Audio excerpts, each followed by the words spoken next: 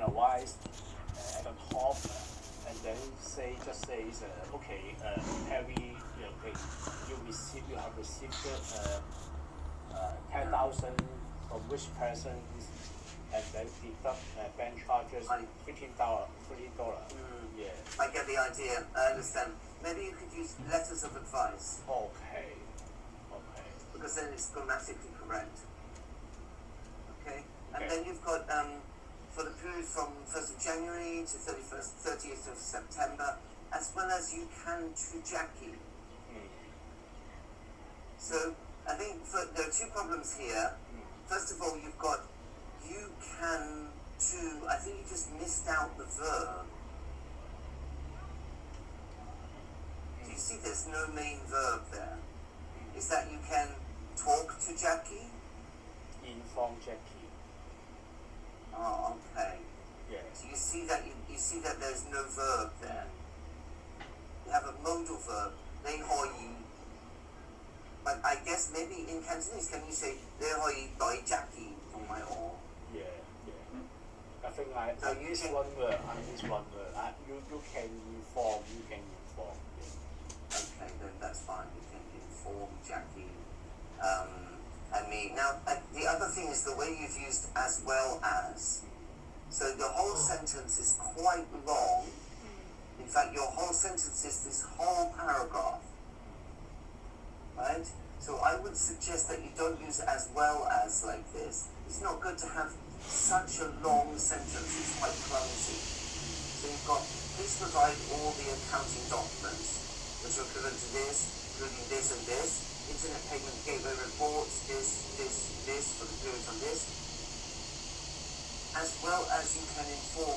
So, do you want to say alternatively or in addition? I think no addition. I just say, for example, he has 10 invoice or 20 invoice. Please give me all invoice and contract at your hand, as much as you can. Yes. So just don't use as well as you can inform. Do you see that seems very strange? Because actually what you're saying is, please provide this information next Monday or Tuesday. But there's no reason to have as well as there. Also, grammatically, in terms of the sentence structure, it doesn't work because actually this is not an additional thing. This is the thing that you want them to do. So there's no reason to use as well as. So you can inform Jackie and me. Yes. The other thing is just check your punctuation. Sometimes at the end of the sentence you're missing out a full stop. Yes, of course. No big deal. Okay, and then the rest is fine. But I just want to remind you that Microsoft Word is getting better now at checking your mistakes. So you can see, for example, thanks is underlined at the end. You can see that? Yes. That's fine, and that's just because what they're suggesting is this is actually not correct, their suggestion. Do you see? After an introductory word or phrase, a comma is best. That's not correct. So you can just ignore that. But the other one over here, they've spotted that you've put too many spaces. Do you see? So the underlining is quite useful. Yes. Anyway, I just want to remind you about that. Now, do you want me to tell you about the other mistakes below? Just so you know. Going down. The whole one, so, going down, yeah. So I want to make it clear, Carmen is another team. That's what I thought. Yeah. Carmen is your colleague from a different team. Right? Yeah. Okay, alright, so it's good for you to know about her mistakes because otherwise maybe you copy her style. So we have similar English standard. Actually, I would say that Carmen's English is quite okay. It's quite okay, okay. Thanks. Yeah, it seems quite okay. She has a couple of consistent mistakes, but generally her English is quite reasonable actually. Okay. So the first one here is please advise. Remember that the verb advise is followed by the object, which is a person. You cannot advise something. You see, if you think about the sentence, I would like to advise you that, then in that sentence, advise means inform. So it's a formal version of using inform. But here you've got please advise the steps. That's not correct. Okay. You cannot say please advise the date. That's not correct. Okay. That means, like, if you think of advise means either give advice to someone, like give you a suggestion, or advice can mean inform somebody. So it has two different meanings. If you use it in a formal way, it means inform. If you use it in a less formal way, it means give some suggestion to somebody. Okay. But you think about the object of that verb. You do not use inform. If you're using it in the formal way, then it's not inform the date, inform the location. Because you cannot inform the date, because the date is, you can't talk to the date. So also the steps and quotation, you could say inform me of, or maybe inform us of. Please inform us of the steps. We just need to add those two words, inform us of. You know? Yes. Okay, and then also Carmen has a habit of missing the capital letters at the beginning. Yeah. Just a careless mistake. Yeah. I noticed that she did that a few times, okay? And then meanwhile, please check with the accountants to see what will be. So she's got the wrong order, Okay. wrong word order, because what will the next steps and costs, sorry, let me make it smaller, from their side be? But please check with the accountant to see what the next steps and costs from their side will be. Okay. You see that the word order was wrong. The will be should be at the end of the sentence. Yes. Yes. Okay? And then that's actually from Justas. This one is from Justas, so not from Justas is your client, Yes. right? Yes. Okay. Alright, so I mean obviously where does your client come from? Switzerland. Spain. What Switzerland? Switzerland. Yeah. But what do you think his origin, nationality, this kind of name? What's the family name? Justas, what is the family name? Oh, This one, what do you feel? I have no idea. Dutch or something. Is It's not the German? Swiss. German? I don't think so. It could be, but it doesn't look like a German name. It looks more like a Dutch name or something Dutch like that. name. Oh, okay. Understand. I can check for you if you like. Yeah. Are you curious about his nationality? Yes, I'm curious about his national origin. Or I think he is not, because Switzerland is not a nationality. Switzerland is a mix of French, German, Italian. What Yes, you're right, but that's not correct to say that Swiss is not a nationality. Swiss is a nationality. is the but nationality, not the ethnic. it's not the origin. Origin. No, ethnicity. You're Yes. right, it's not the ethnicity. Ethnicity. Ethnicity. Let me see if I can work it out. I tried to look it up. It's a very strange name, right? Jurkuvenas. I think it should be Dutch Dutch. origin. Okay. Let's see if we can find it. Name meaning. Historically, surnames evolved.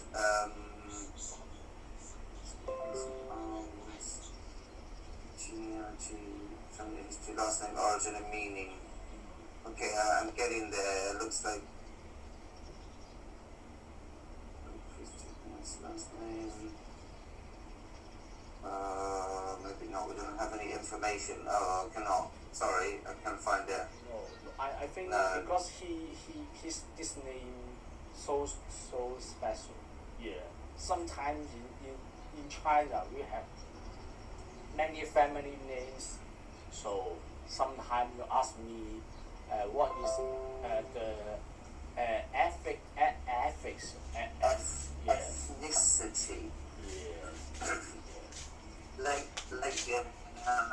to try to spell the name, it's like this: ethnicity. yes, yes. As you know, in China we have many ethnicity, yeah.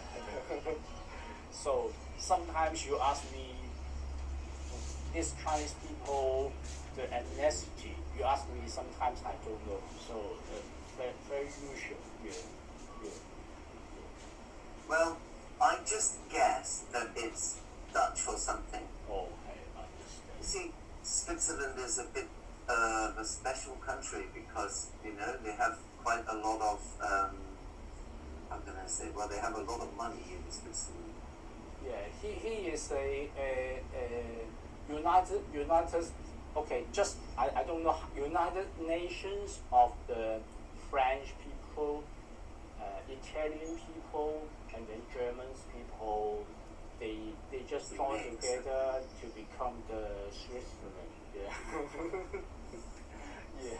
Well, I shouldn't say too much because, of course, I don't want to be rude about them. But they have some. They have a lot of money from the war. Yeah, yeah, yeah. I think you might know a little bit of the history. They have a lot of money from. They have a lot of gold. Yeah, from the First World War and Second World War. money laundering issue. There are many money laundering issues. Yeah. But also they're very famous because their banks contain what we call Nazi gold. Oh, okay. Yes. Yes. Anyway, maybe we shouldn't talk about that. But I don't want to say. There are lots of nice people from Switzerland, but yeah, the history is quite strange. They're very smart at protecting their money and making sure that they stay rich. Let's put it that way. Yes. Anyway, let's move on to the English again. Yes. Now, in this, of course, his English is excellent, right? Okay. He's basically, but he's just made a very small mistake here. Okay. So the court may order that the registrar reinstate. I would say that it should be reinstates. Okay. Right? Because actually the registrar is one person, or is the registrar the Department office? is a department. One Hong Kong department. Yeah. Company register. Company register. Yeah. Okay, so maybe it's correct then. Maybe that's correct to use reinstate. Okay. All right. There's not really much. There's not so much I can correct in his English because of course he's very. Okay. Wow. Okay. Good. Yeah. The above situation would not apply on the members' voluntary winding up. This should be not apply to, rather than not apply on. The use of the word would implies that this is not confirmed, right? Rather than will not apply or does not apply is used would not apply, so that means a condition. This has not been decided yet, is that right? I'm just questioning why he's used would here. He's talking about an imaginary situation. Yeah, imaginary situation. So it's not confirmed, just saying if this happened, it would not apply. Anyway, that's okay. Let's have a look at Carmen's again. So then Carmen wrote, again you can see that your colleague Carmen has missed out the capital letter at the beginning of the sentence. And also, at the end of this sentence, Carmen has used a question mark after the word liquidation. That's not correct. Not correct. Because the beginning of the sentence, it's an instruction. Please clarify. So you can't use a question mark because it's not a question. If you just delete, please clarify, if we take that away, then we have what is this? question. But if she writes, this is from Justas. Okay. This is from Justas, so this is actually Justas making a mistake here. Okay. So that's interesting. But actually, please clarify what the difference is there. So you see, I've moved the word is. Because what is the difference is called a direct question. But it should be an indirect, this is not a direct question. It's like an indirect question. Please clarify. And then what the difference is between this and this. And then it should end in a full stop. You see what I mean? Yes, I know. Okay, alright, just a small point.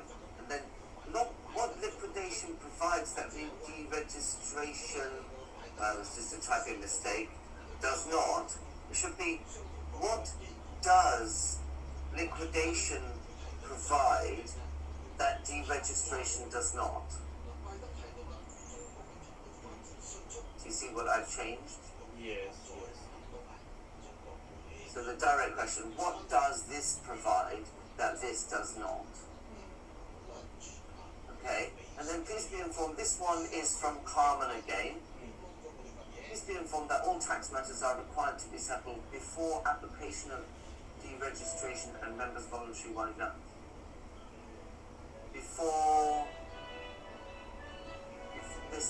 The sentence is not completed before an application is made for deregistration.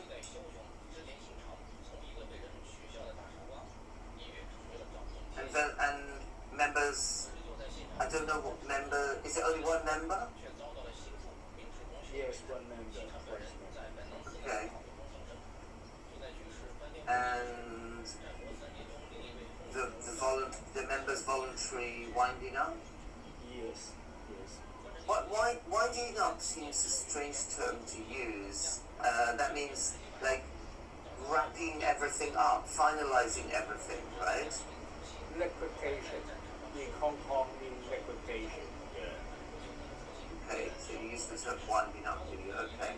Anyway, you see that it should be not before application, it should be before an application is made for deregistration.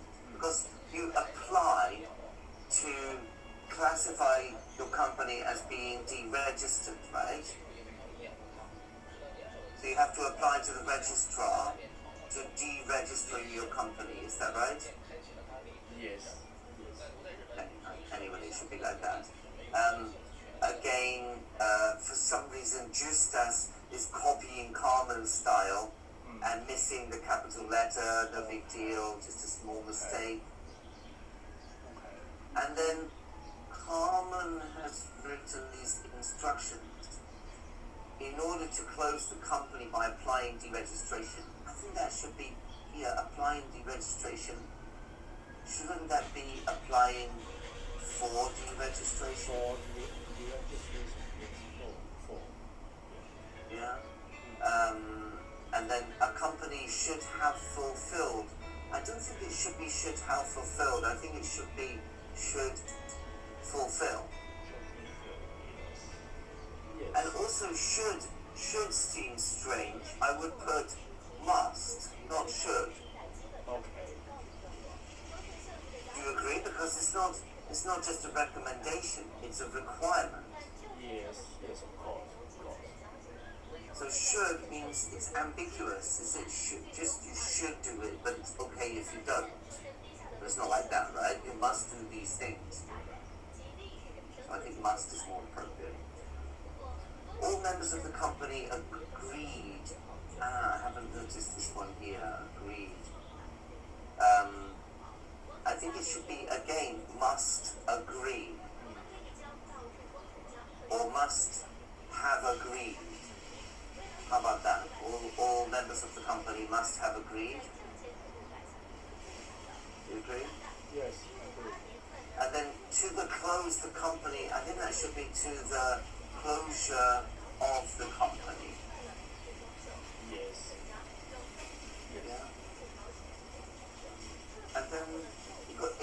not a party to.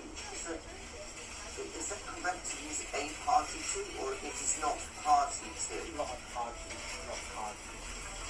I think not a, no a after that.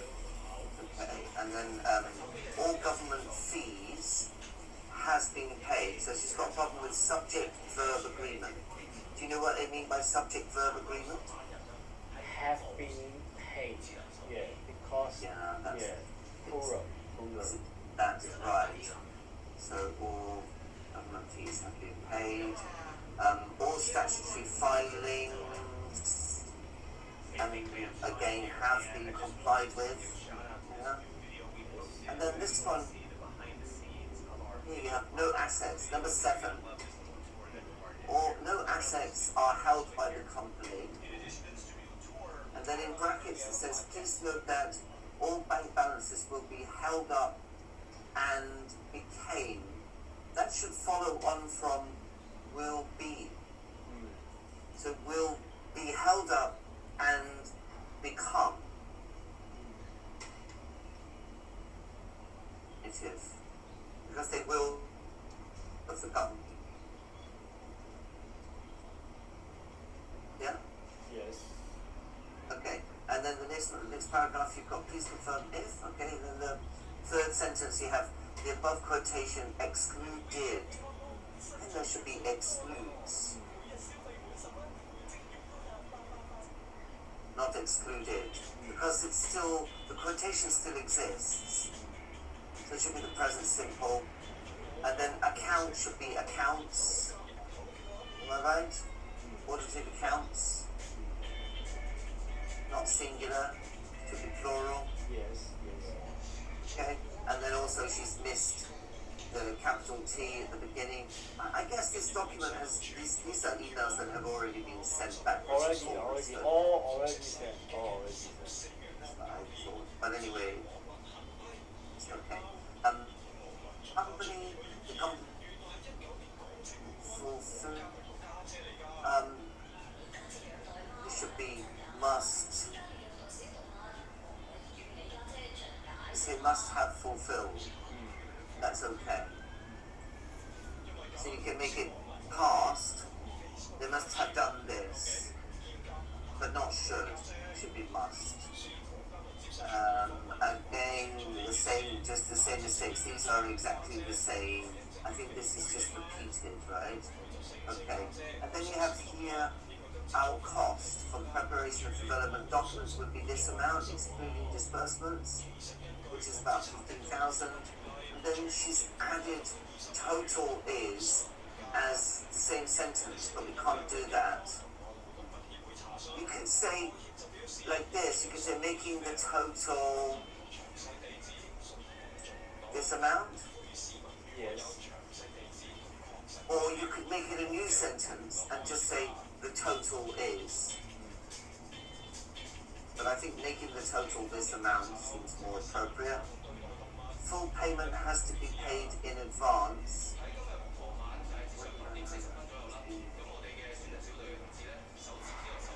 But that's okay, just a full stop. Sorry, maybe that's fine. Why did I...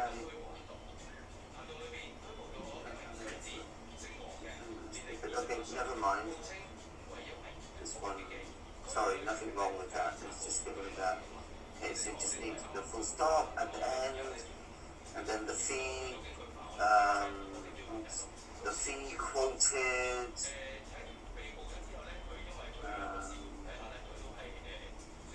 Sorry, this. Okay, the fee quoted is assumed that. That means that the fee is assumed that. It doesn't make sense that the fee is assumed.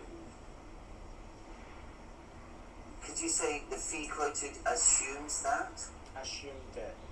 Yeah, assume. Or how about the fee? How about like this? The fee is quoted assuming that. Yes. Makes sense? All liabilities are settled. And then you've got all liabilities are settled, all bank accounts are closed. I think that should be and all bank accounts are closed.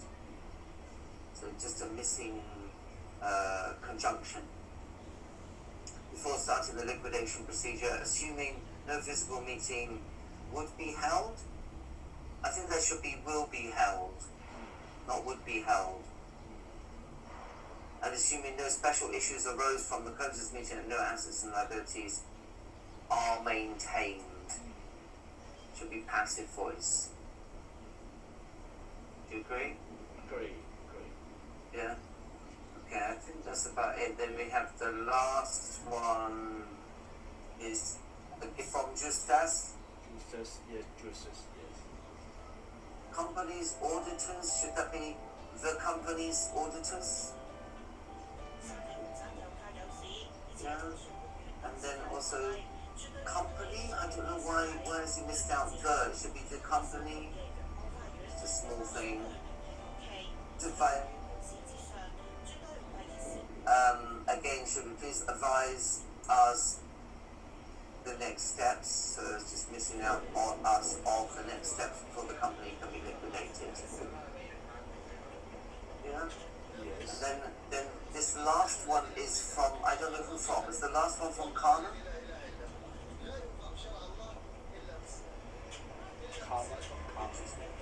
Must be from Carmen. So you can assist on, we don't assist on. You can assist with or in. Yes. You can use either in or with, Okay. but not assist on. Just the preposition is wrong.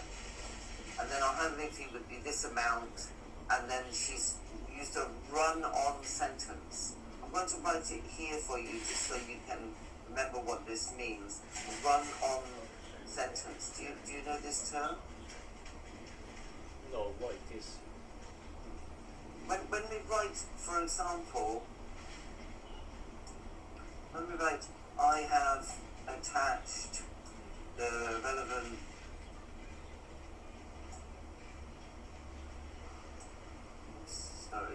documents, please confirm receipt.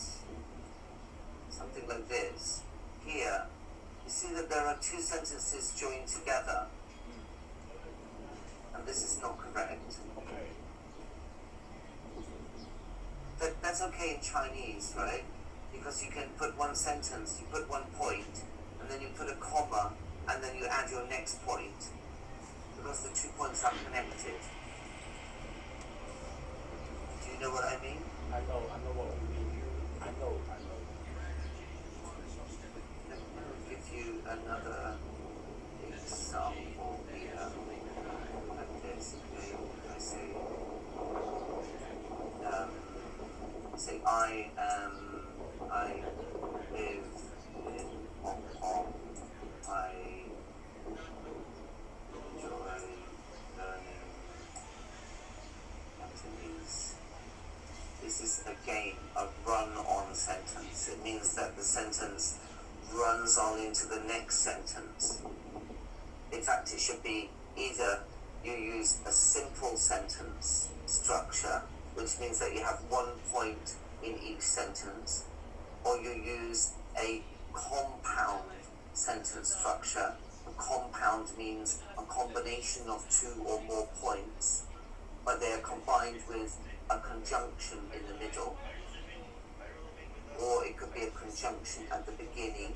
So you could say, because I live in Hong Kong, I enjoy learning Cantonese. Or you could say, I live in Hong Kong, so I enjoy learning Cantonese. So that's compound. Or you could use a complex sentence structures. So there are three basic types of sentence structure, and they are called simple, compound, and complex. So complex is a sentence involving a relative clause or a participle clause. Do you think you can catch the difference in meaning between these three types of sentence structure? Do you want me to explain again? I think. I'll show you one more time. I think simple is okay. Simple means 1 point per sentence. compound means 2 or 3 or 4 points, but they must be joined in some way. There must be some and, so, but, because, something like that. Maybe I'll put that in brackets here, okay? So compound is something like and, so, but, etc. Right? But complex, that involves things like relative clauses. So if I say, for example, my colleague who works in a different department wrote this document, then who works in a different department is not the main clause, it's a relative clause. And that's how we combine the ideas in the sentence in a more complex way. Basically things are complicated. So you see, if we go back to her sentence here, after the sum 908, she's just continued with the sentence, and that's what we call a run-on sentence. Lots of writers, even English writers, do this in novels. For example, there are many examples in novels when a sentence just runs on into the next sentence. But actually, grammatically it's not correct, awful, but not really for a business letter, it's not really appropriate. Grammatically it's incorrect anyway. Okay, let's see, that's it. That's all her documents. Have you got anything else you want me to look at, Harry? Nothing. I think okay. Today is okay. Yeah. I have question about the United Kingdom. The reason is I have some friends in our age group is planning to emigrate to United Kingdom. Yeah. Well, So I missed a bit there. Sorry, I missed a bit. You have some friends who is going to move to United Kingdom. Yeah. Right. But I have no intention because I like Hong Kong. But what do you feel about United Kingdom? Very cold. Is this colder than Hong Kong? Yes. Yeah. Yeah, if you're just asking about the weather, then yes, the weather is cold. Yeah. And what do you feel about, because you come from United Kingdom, so you must know more detail. Yeah. What can you explain just 10 minutes about the situation of United Kingdom? What do you want to know? Just about the economy, the weather. Well, I mean, economy. Yeah. Unfortunately, the United Kingdom's politics is not very good at the moment. Yes. We have a very bad leader. Okay. The Prime Minister of England is awful. He's a terrible leader at the moment. Okay. In fact, it's been quite a long time since England has had a good leader. We haven't had anybody running the country who really cares about the people. Most of the leaders that we've had for quite a while now have been conservative leaders. So they have only really cared about the rich people in the country. So they've made sure that the rich people can stay rich and the poor people, they can whatever, they don't care about them. So we have quite a big problem with unemployment. We have a lot of people who don't have anywhere to live. We have very poor infrastructure in terms of the National Health Service. Our health service is falling apart now because it's being sold to other countries. So we have some political issues like that. But I mean, which countries in the world do not have political problems these days, right? In Hong Kong, of course, the politics in Hong Kong is very difficult these days, right? So, if you compare England and Hong Kong's politics, well, I mean, both countries have serious problems at the moment. Yeah. If you're thinking about the weather, well, if you think about the weather, then you need to include the environment.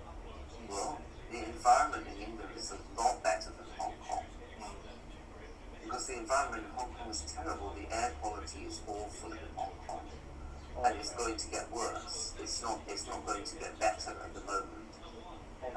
Because there are so many factories in southern China that are polluting Hong Kong.